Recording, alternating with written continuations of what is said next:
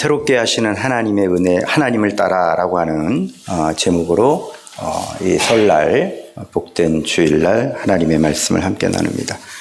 먼저 여러분, 오늘 이 자리에 참석한 모든 성도님들에게 하나님의 귀한 은혜가 함께 하시기를 우리 주님의 이름으로 간절히 축원합니다.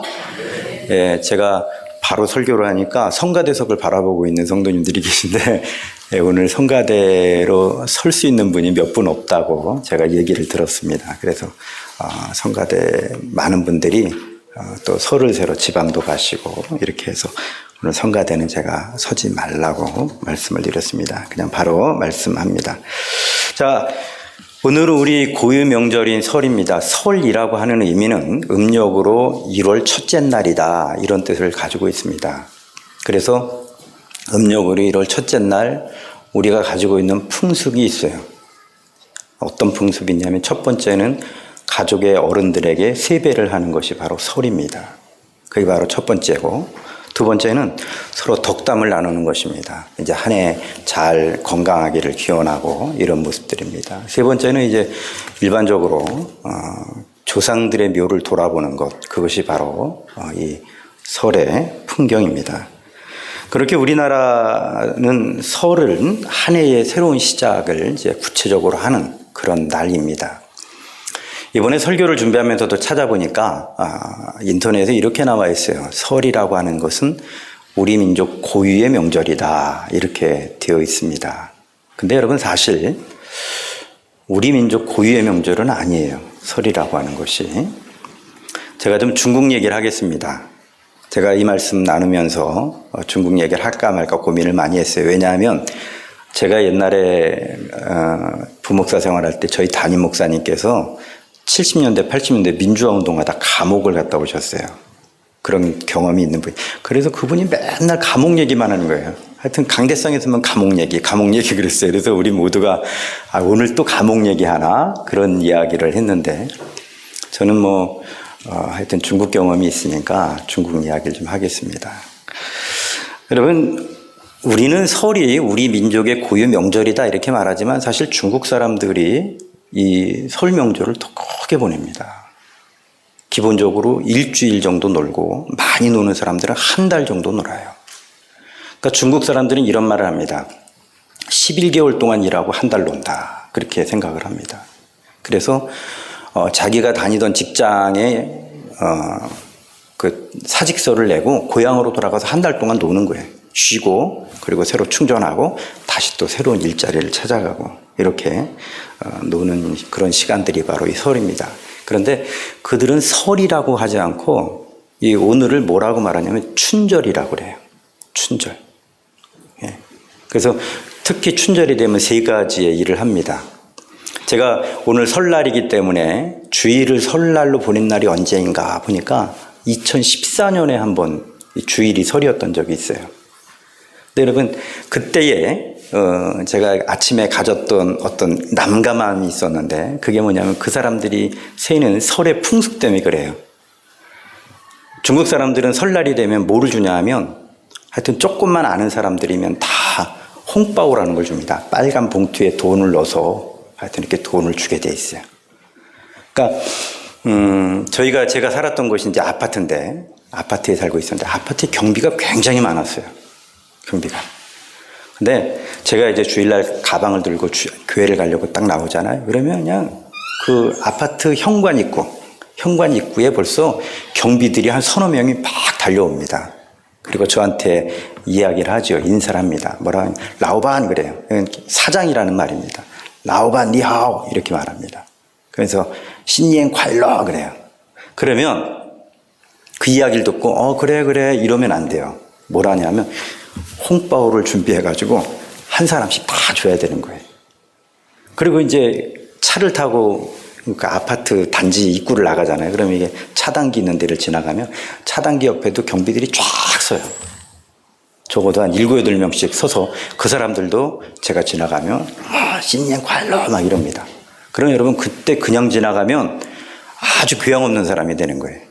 뭘 주냐면 홍바오를 줍니다. 창문을 열고 홍바오를 다 이론에 맞춰서 주고. 그래서 사실 설날 아침에 웬만하면 제가 주일날이 아니면 나가질 않았어요. 홍바오 주는 게 어색해가지고 많이는 안 줘요. 중국 돈으로 한 20원 정도, 우리 돈으로 생각하면 한 3,500원 이 정도 주는데, 이게 그래도 그 명절 한번 지내고 나면 한 몇천 원 나가요. 기사 이런 사람들은 뭐 한 100원씩 주고 막 이렇게 합니다. 그러니까 그 설날 아침에 홍바오를 이렇게 손에 들고 다니는 거예요. 어떻게 하냐면 여기는 10원짜리, 여기 20원짜리, 여기는 50원짜리, 100원짜리를 넣어서 내가 친한 사람은 100원 주고 조금 그냥 지나가는 사람 10원 주고 이렇게 합니다. 두 번째로 중국 사람들이 이제 많이 하는 게 뭐냐면 춘년이라는 걸 씁니다. 춘년. 빨간 종이에 황금으로 된 글씨를 써요. 복자라든지 아니면 새해 이런 복이 왔으면 좋겠다 이런 걸 써서 자기네 대문에 크게 붙입니다. 그러니까 중국인들은 설이 되면 그 춘년이라는 걸 반드시 붙입니다. 위아래로 빨갛게 해가지고 금으로 쓰고, 특별히 재미있는 것은 이제 복복자를 좋아하죠. 그러니까 복복자를 많이 쓰는데 복복자도 그냥 안 붙여요. 그냥 붙이면 복이 위로 날아간다고 이 복복자를 거꾸로 붙이는 거예요. 그래서 여러분들이 중국 사극을 보면 복복자가 거꾸로 붙어 있는 이유가 바로 그거예요. 왜냐하면 복이 날아간다. 날아가지 못하게 거꾸로 뒤집어 놨다 이 말입니다. 그렇게 했고요. 또 하나는 폭죽을 터뜨리는 거예요. 신년이 되기 전에 어제 저녁 밤부터 시작해서 어제 저녁 한 해가 떨어지면 그때부터 폭죽을 터뜨리는데, 이 설날 아침 내내 폭죽을 터뜨립니다. 왜 터뜨리냐면 폭죽을 터뜨림으로 귀신을 쫓아내고 그리고 좋은 기운이 온다고 생각해서 그래요.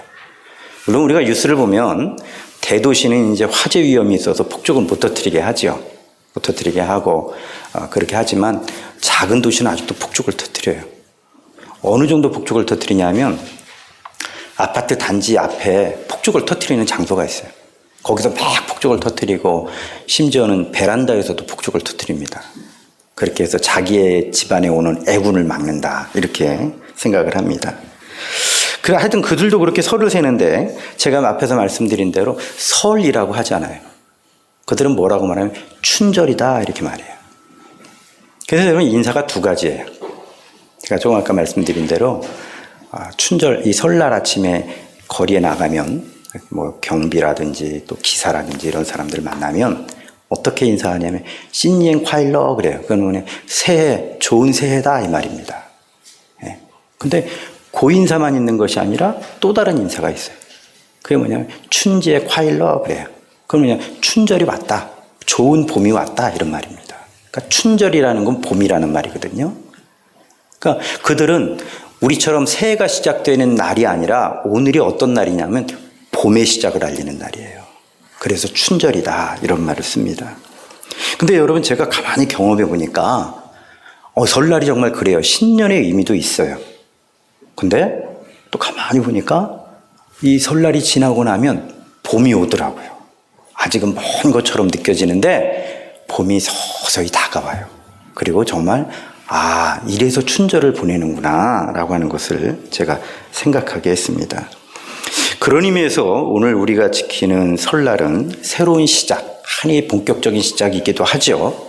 이제 양력과 음력의 시작이 다 같이 되는 날이기도 하지만 한편으로는 어떤 날이냐면 봄이 시작되는 날이에요. 우리도 여러분 가만히 보면 이제 설이 지나고 나면 봄의 기운들이 이제 우리에게 다가오는 그런 시간들입니다.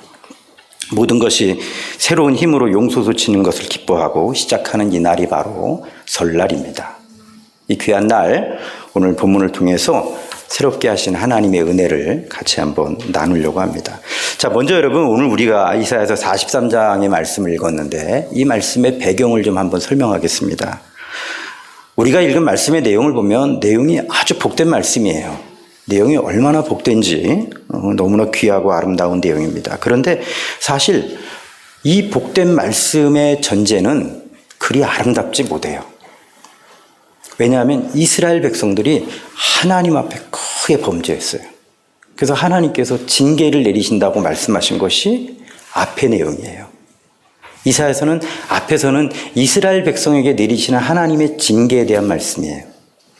그러면 이스라엘 백성들이 대체 무엇을 잘못했는가? 크게 세 가지의 말씀을 하십니다. 앞의 내용들 말씀드리면 첫 번째는 우상 숭배예요.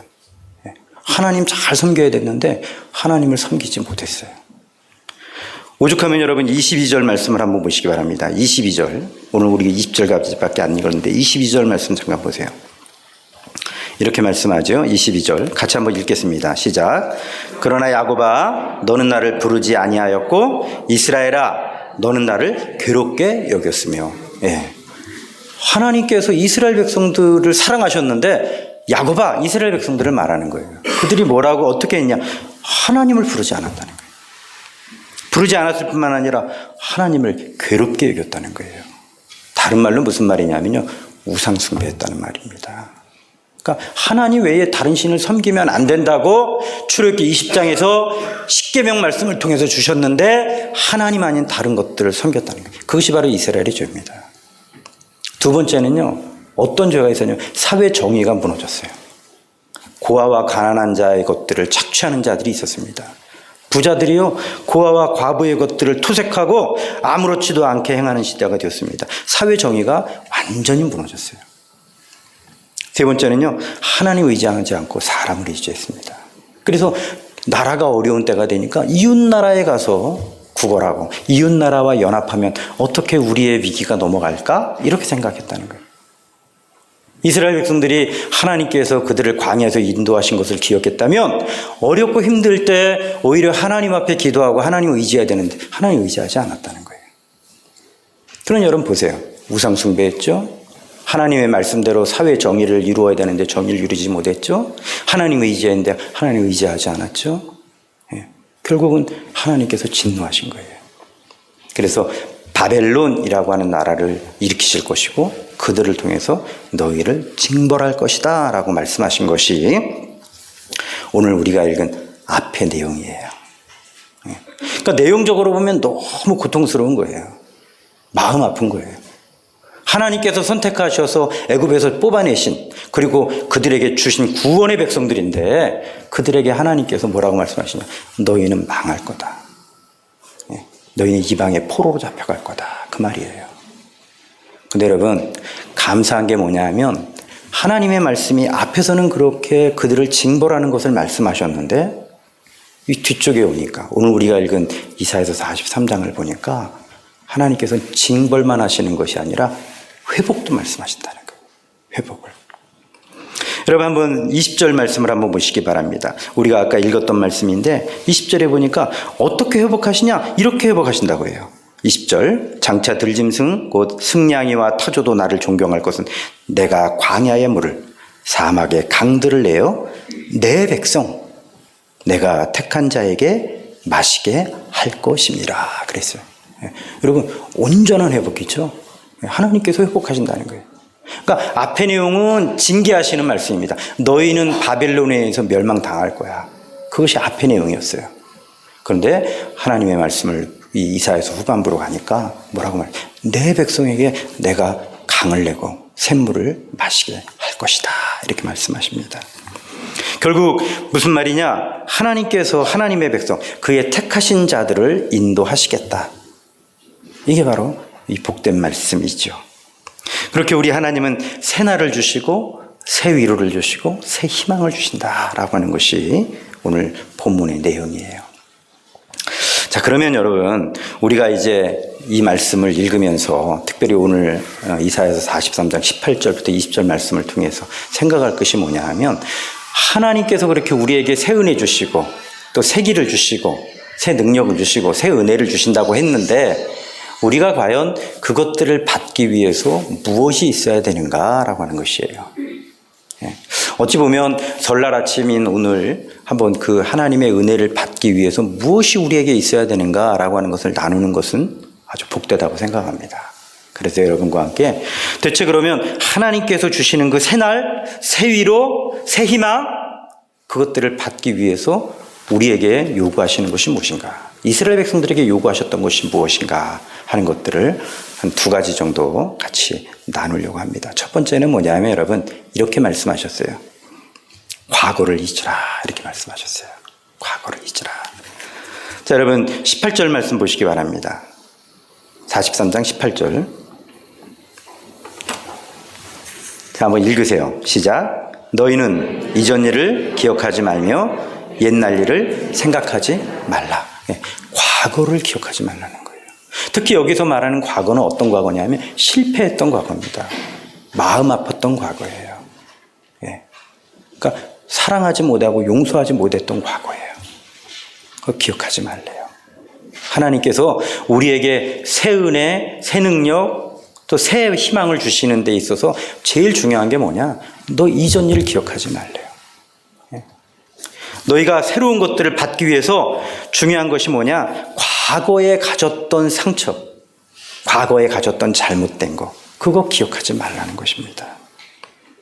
사실 여러분, 우리에게 과거의 상처가 있다면 그 과거의 상처로 인해서 새로운 전진을 향해 나가지 못하는 경우들이 아주 많이 있습니다. 어떤 생각들을 하냐면 나는 안 돼, 우리는 안 돼, 이런 생각들을 하죠. 근데 하나님의 말씀은 그렇게 말씀하지 않는다는 거예요. 뭐라고 말씀하시냐? 너는 이전 일을 기억하지 마라. 너 이전 일 기억하지 말래. 하나님께서 허물 많은 과거지만 그 과거를 잊게 하신다, 이렇게 말씀하셨어요. 다시 말씀드리지만 어렵고 힘들 때 언제나 하나님 바라봐야 되는데 바라보지 못했어요. 우상 숭배했어요. 가난한 자들의 것을 토색했습니다. 과부의 것들을 빼앗았어요. 하나님을 의지하지 않고 이방 나라들과 연합해서 자신들의 안위를 보장받으려고 했어요. 그들의 잘못이 분명히 있어요. 근데 하나님께서 뭐라고 말씀해요? 너 이전 일 생각하지 마. 이전 일 기억하지 마. 그래요. 특별히 여러분, 오늘 우리가 읽은 말씀 그 밑에 보면 25절 말씀도 똑같은 거예요. 왜 하나님께서 너는 이전 일을 기억하지 말라고 하시냐 하면 하나님의 말씀 25절 보세요. 43장 25절. 자, 여러분 한번 같이 한번 읽겠습니다. 25절입니다. 읽으세요. 시작. 나하고 나는 나를 위하여 내 허물을 도말하는 자니 내 죄를 기억하지 않으며. 여러분, 이스라엘 백성이 하나님 앞에 지은 죄가 얼마나 큰 죄입니까? 근데 뭐라고 말씀해요? 기억하지 않는다는 거예요.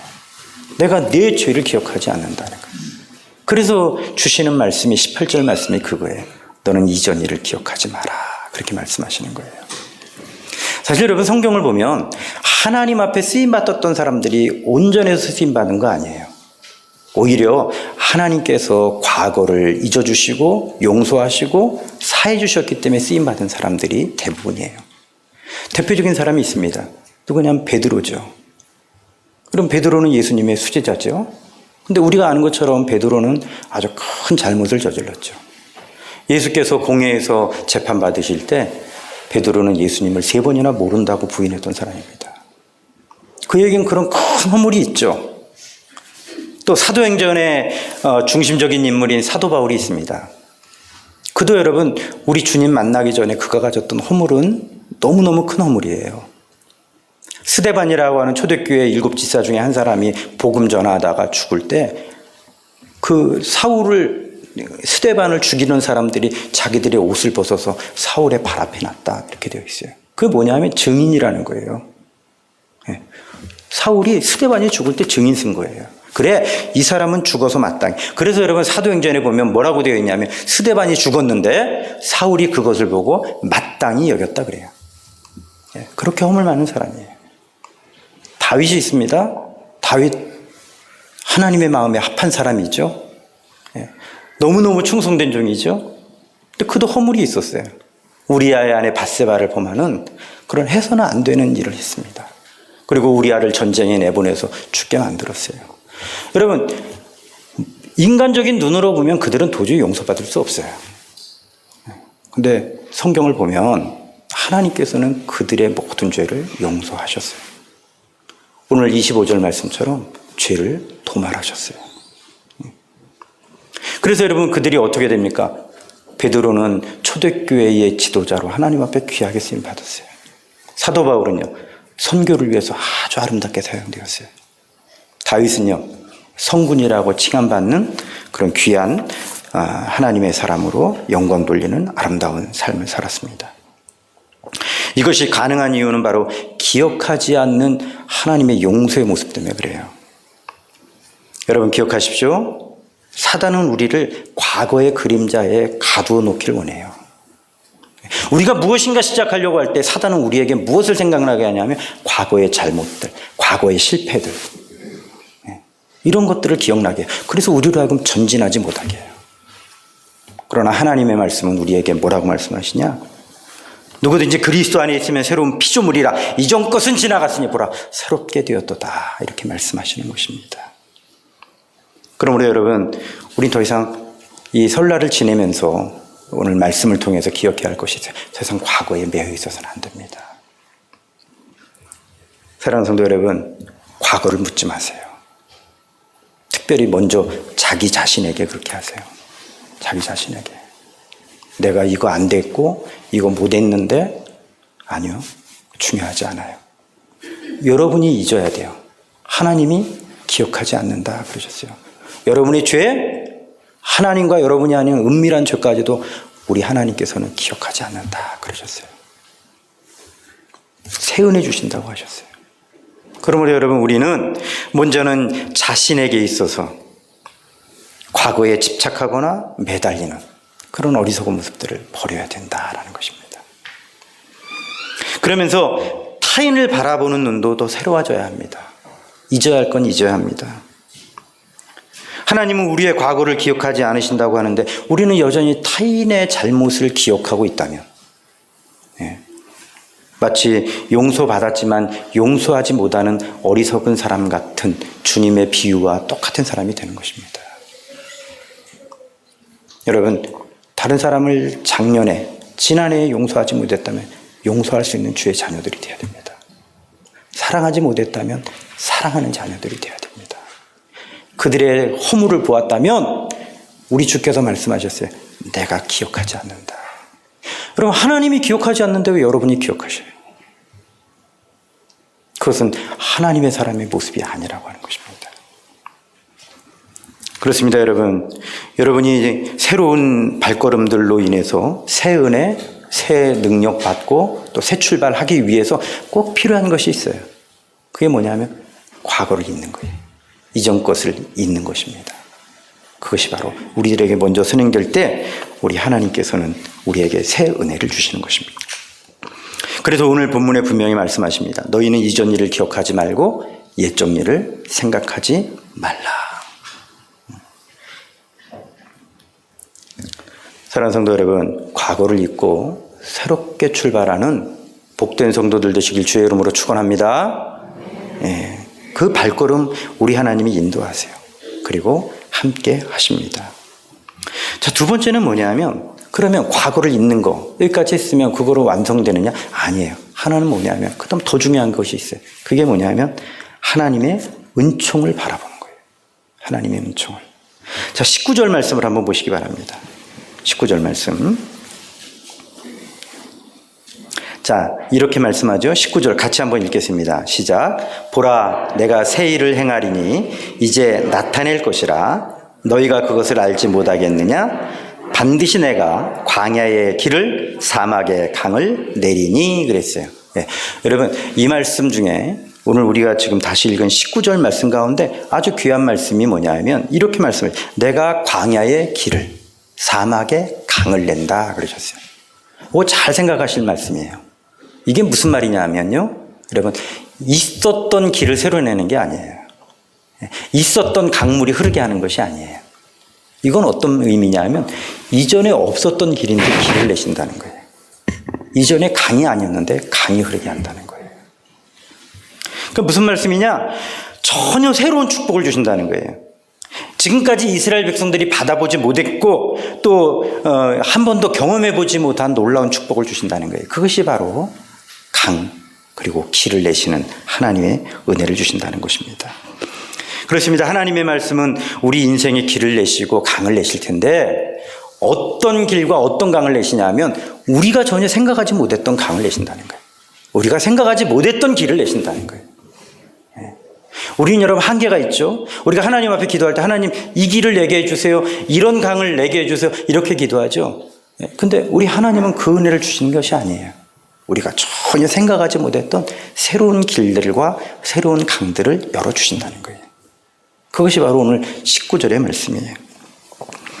그러므로 여러분, 우리가 늘 기억해야 할 것은 하나님께서 우리의 소망의 근원이 되신다는 것을 잊지 않는 성도들이 되어야 됩니다. 어렵고 힘들 때일수록 더 주님께 소망을 두는 복된 성도들이 되어야 하는 것입니다. 여러분에게 한 사람을 소개하면서 그분의 이야기를 하고 오늘 말씀을 좀 마치려고 합니다. 옥수수 박사라는 사람이 있어요. 김순건 박사라고 하는 분인데 이분은 왜 유명해졌냐 하면 아프리카에 가서 옥수수 신품종을 개발한 사람이에요. 그래서 아프리카가 가지고 있는 기아의 문제를 해결한 사람입니다. 그 사람이 바로 김순건 박사라는 분이에요. 근데 김순건 박사가 가기 전에도 많은 서양의 박사들이 가서 아프리카의 기금 문제를 해결하려고 많이 노력을 했어요. 근데 아프리카의 기금 문제를 해결하지 못한 여러 가지 이유 가운데 하나가 뭐냐면 그 아프리카에는 아주 독특한 풀이 있었다는 거예요. 그 풀이 이름이 스트라이가라고 하는 잡초래요. 스트라이가. 별명이 악마의 풀이라고 하는 이런 특징을 가지고 있는 풀이라고 합니다.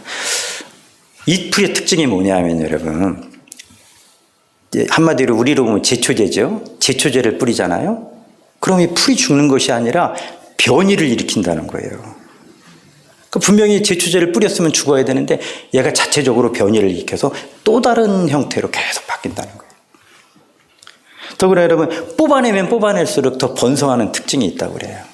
그래서 옥수수를 심었는데 옥수수 밭에 옥수수가 열리지 못하는 이유가 뭐냐면 바로 이 스트라이가라고 하는 잡초 때문에 옥수수가 열리지 못한 거예요. 그러니까 서양의 많은 학자들이 가서 아프리카의 기근의 문제를 해결하려고 이 스트라이가라고 하는 이 잡초를 제거하는 방법을 계속 고민하고 연구했어요. 몇 년이냐면 한 100년 정도 했다고 그래요. 제가 이 얘기를 좀 들으면서 이 생각, 우리나라도 지금 아주 그 이상한 잡초가 하나 있어요. 제가 우리 장모님들한테 듣기 뭐 미국의 돼지풀이다 뭐 이렇게 얘기하는 건데, 그냥 구름같이 이렇게 씨가 뿌려져 가지고, 그죠? 스트라이가가 바로 그랬다는 거예요. 그러니까 옥수수를 심으면 옥수수가 자라질 못해요. 이 풀이 너무 잘 자라니까. 그러니까 이전에 있던 박사들은 무슨 생각이냐면 어떻게 하면 이 풀을 죽일까? 이것만 생각한 거예요. 근데 여러분, 이 김순건 박사는 이제 하나님을 믿는 사람인데 그가 하나님 앞에 기도했대요. 뭐라고 했더니, 하나님, 이 악마의 잡초를 어떻게 해야 됩니까? 서양학자들이 와서 100년 동안도 노력했는데 이 악마의 잡초를 제거하지 못했는데 하나님 지혜를 주세요. 그래서 이 악마의 잡초를 확 그냥 없애버릴 수 있는 아주 좋은 제초제를 좀 발명할 수 있게 해주세요. 그리고 하나님 앞에 기도했다는 거예요. 그게 일반적인 기도죠. 그죠? 근데 여러분, 그렇게 기도를 하는 김순건 박사에게 자기의 마음속에서 성령의 음성이 들리더래요. 무슨 음성을 들었냐면 이런 음성을 들었다는 거예요. 잘 생각해봐. 다른 사람들이 100년 동안 그 풀을 없애려고 했지만 없애지 못했어. 그런데 과연 네가 할 수 있을까? 새 방법은 없을까? 이런 성령의 음성이 들리더래요. 김순건 박사가 가만히 생각을 해보면서 이거구나 깨달은 게 있어요. 그게 뭐냐면 스트라이가라고 하는 풀을 이길 수 있는 신품종의 옥수수를 개발해야 되겠다. 그러니까 풀을 이기려고 한 것이 아니라, 풀을 내가 이기려고 한 것이 아니라 그 풀을 이길 수 있는 옥수수 품종을 개발해야 되겠다. 그런 생각을 했다는 거예요.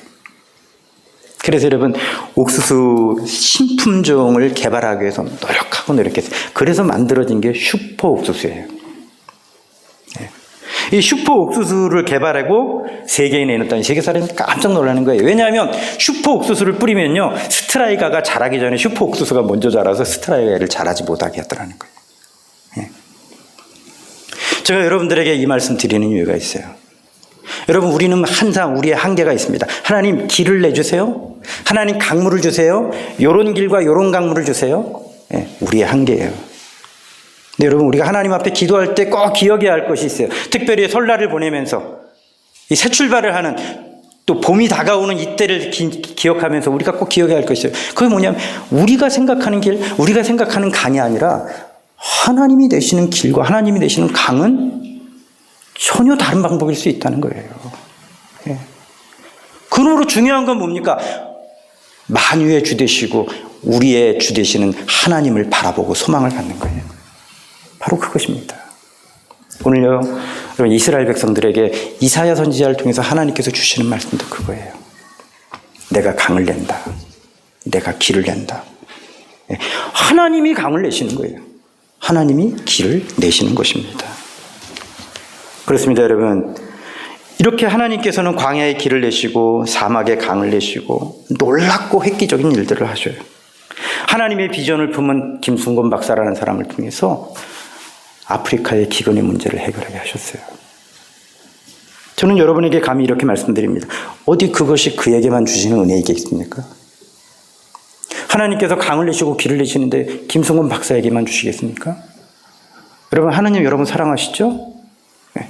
여러분 너무 사랑하셔서 독생자를 주시기까지 사랑하신 분입니다. 그 하나님이 여러분의 길도 내시기 원하고 여러분 앞에 강도 내시기를 원하셔요. 문제는 무엇입니까? 우리가 소망을 하나님께 두는 것이에요. 오늘 설날이면서 봄이라고 하는 계절의 시작입니다. 만물이 새로워지죠.